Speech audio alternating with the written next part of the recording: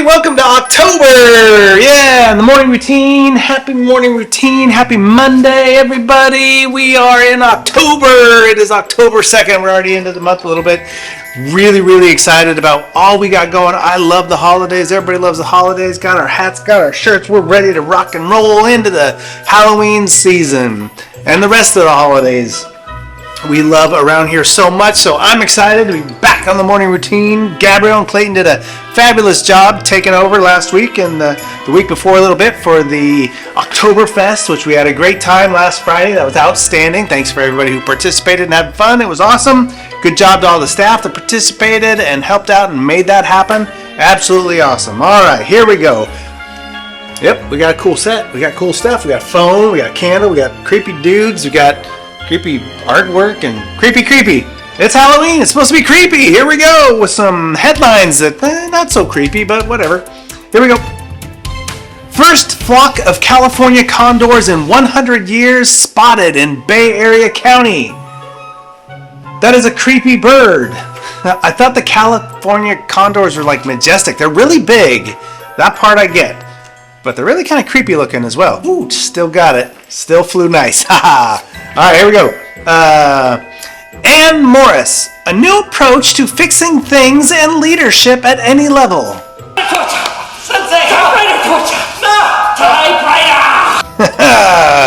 Yeah, that's one way to fix things and leadership at any level. Not sure it's totally appropriate. HR might not approve, but just saying. All right. Halloween decorations shopping. Home Depot versus Lowe's.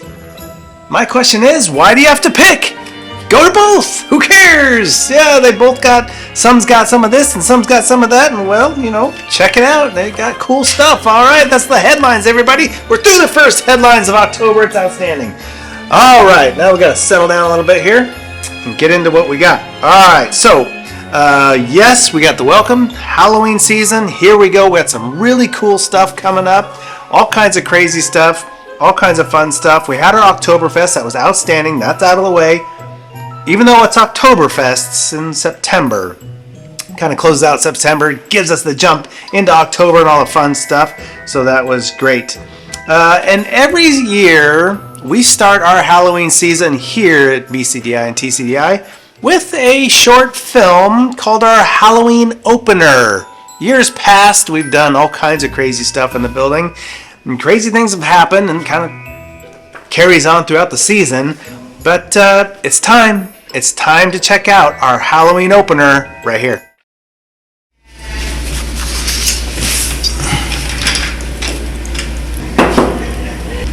Yeah, what can I do for you? I have some questions that you might not want to answer. Oh, come on in. Have a seat. Have a seat. What's up? So, you know how we came in last March? And was it last March? It was last March. Sorry, okay.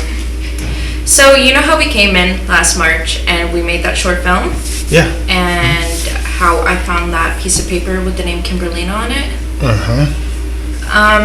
You seemed really weirded out, and with the Halloween season coming up, I was wondering if you were going to be even more weird. Well, I love Halloween. We have a ton of fun around here, and I just don't like the subject of Kimberlina.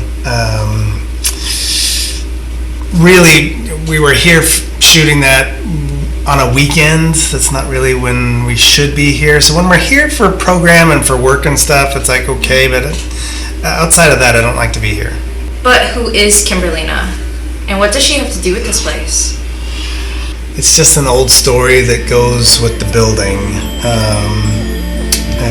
As an old historic building, some weird stories go along with it, and Kimberlina is one of them. So the building was originally a post office. It was closed down in 2011, and when they did that, according to the stories, the lower section that we're in was cleared out and mostly just a wide open space. The last postmaster, he'd bring his daughter Kimberlina, who loved to just hang out down here, she'd wander around and I don't know, just hang out, I guess. Kind of weird.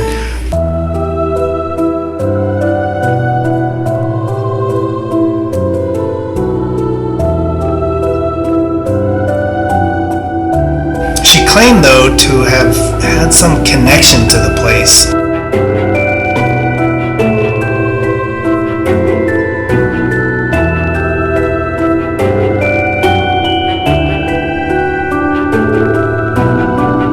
She was drawn to it. She felt at home. She started behaving a little strange, and then one day just disappeared.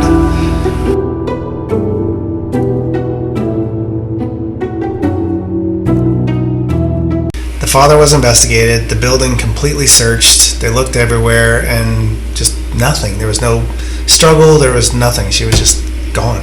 That is weird. But what does that have to do with this place being creepy?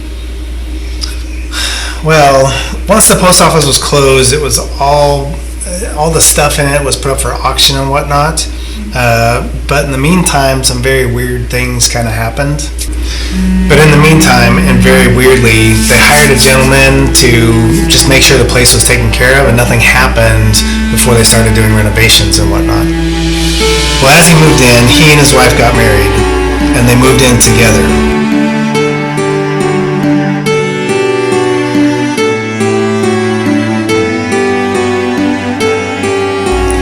Apparently, they were just one of these very loving couples with an amazing relationship.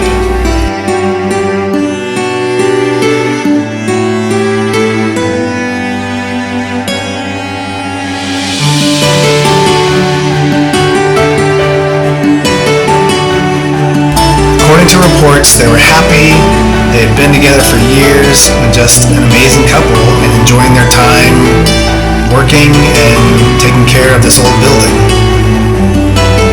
So what happened? Well, they disappeared. No trace.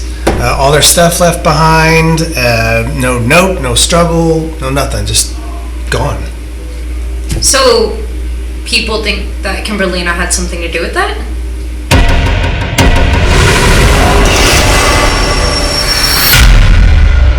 Well, this is where the ghost stories come in. People say that her spirit still lives here, that she never really left when they couldn't find her, that she roams the place and continues to search for happiness. And she got jealous of their love. This is the stories. They got jealous of her love. She wanted it for herself, and she took it, but she wasn't satisfied. And now she waits. Hence the ghost stories. For what? What is she waiting for? This is a weak ghost story. You guys are ridiculous. Carl, is there any part of the story that's true? The stories are all true. I've lived here my whole life. It's really, really true. But the story's so weak and it's not even creepy.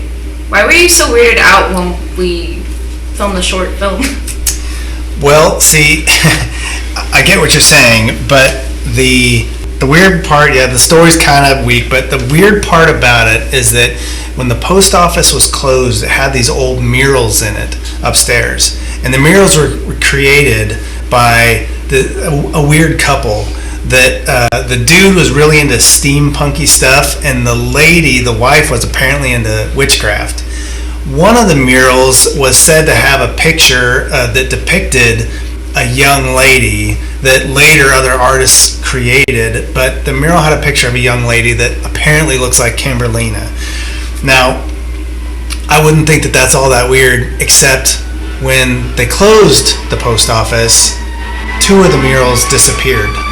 The one with Kimberlina in it, and the second one, which was said to have put a curse on the building if it was ever removed. Well, they've never found them. These are big murals. They don't just disappear, but they disappeared. And ever since then, kind of weird stuff has happened. Okay, so that's it. That's my story. I'm sticking to it. I know it's not much, maybe a little weak, but in the meantime, Clayton, I need you to go clean up the back dungeon. I mean, not dungeon area, the boiler room. It's always me. I know. Yeah, and don't be out back there.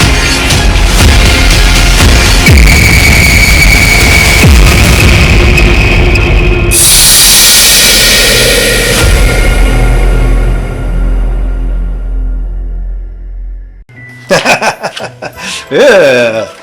yeah, this building and Kimberlina seem to keep creeping back up. And we got the creepy steampunky dude and the weird creepy witch, and Kimberlina looks a little bit different, but still just as creepy. And yeah, so who knows what's going to happen all season long with those crazy cool cats. But we've got an outstanding month set ahead. We're already planning November and December. Good stuff is on the way. I can't say it enough how much I love this time of year. So have fun, everybody. Hold on to your shorts. We got lots of cool stuff. Well, actually, short season is behind us. So hold on to your pants, jackets, shoes, all that kind of stuff. And stay tuned. We got lots of cool stuff coming your way. But we can't go without our usual good old National Day.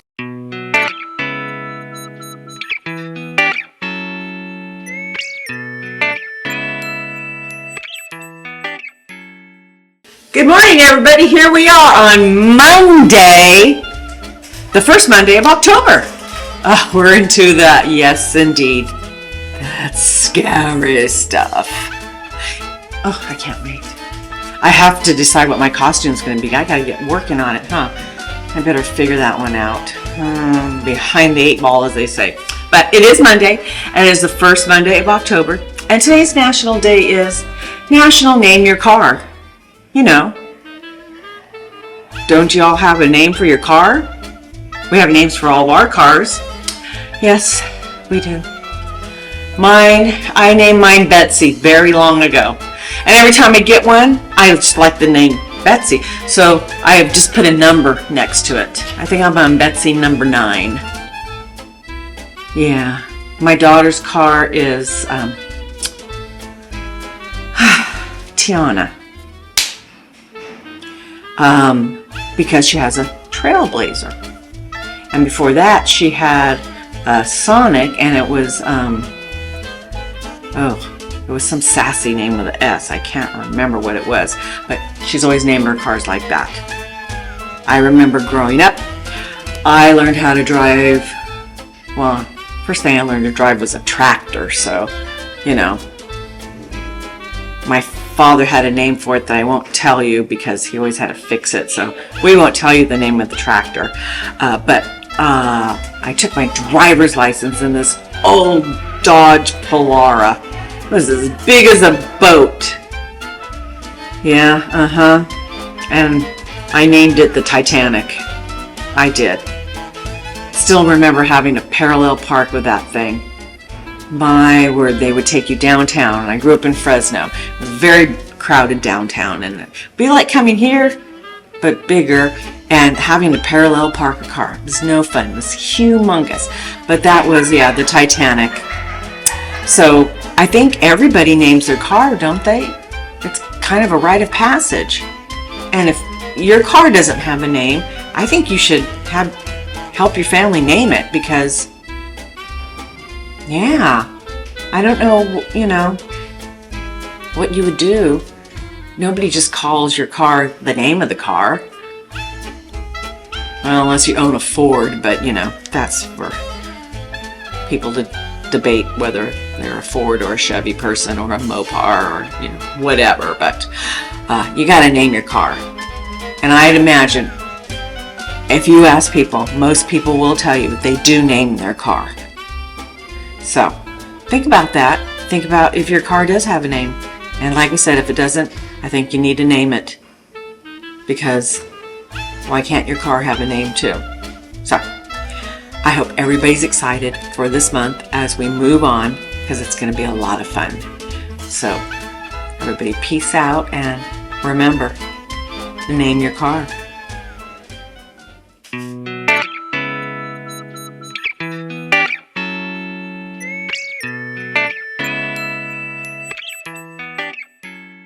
Name your car.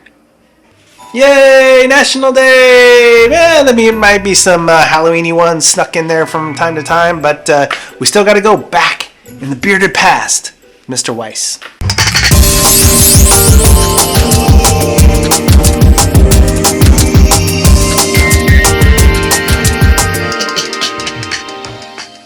Hey, everybody! everybody. It's Monday the 2nd. Wow, it's October. I know a lot of folks get really jazzed up for this month, so hey, let's keep the energy high. And let's go back to the bearded path with Zach. And today we're going to talk about an old landmark. All right, this old landmark was the Borden Condensary Plant. All right, it was one of the largest employers in the Modesto area for many years. It was the Borden Condensary Plant. It was built and begun operations in 1916. It was located on Kansas Avenue. Sandwich shops on Kansas Avenue, right? Ray? Sandwich shop? Yeah. Yeah. And so is Foster Farms, the big factory there, right? Yeah, Foster Farms. Foster Farms been there forever. Sandwich shops, as long as I can remember as well.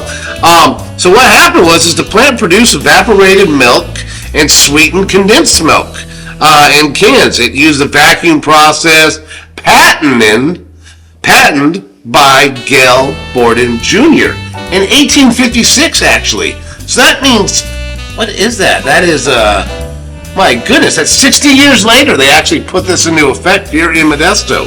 So I'm going to show you a picture here. The employees, they're out in front of this old historic building that was there. It's Borden's. It was there forever. All right, you guys? Now, they did eventually, this company did go out and build other factories throughout the condensary plants throughout the country, but this one did remain. And eventually, the old building on Kansas Avenue was later occupied by Knudsen Dairies and still later by Foster Farm, which has continued to operate a plant there, you guys. So it looks a little different now, obviously, but here's a picture of your Foster Farms building and the changes it's gone through. And there you guys go. All right, guys. Hope you enjoyed another interesting fact of the Stanislaus County. Take it easy, guys. See you later.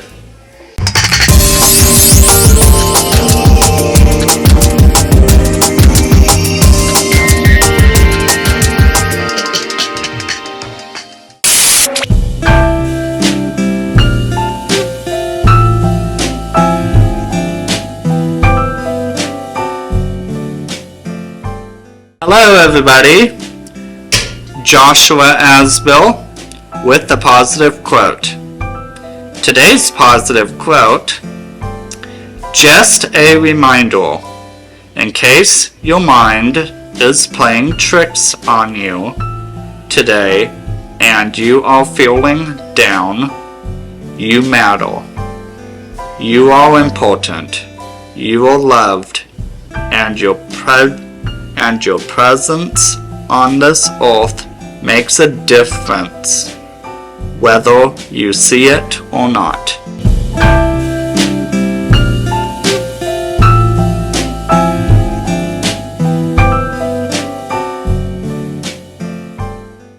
Alright guys, and that is it for our Halloween opener, our first morning routine of the Halloween October season. So have a great Monday, everybody. Don't forget, YouTube Live, 1 o'clock. We'll see what's happening there. And then we're off and running for the week. We'll see you tomorrow morning, Tuesday, on the morning routine. Take care, everybody.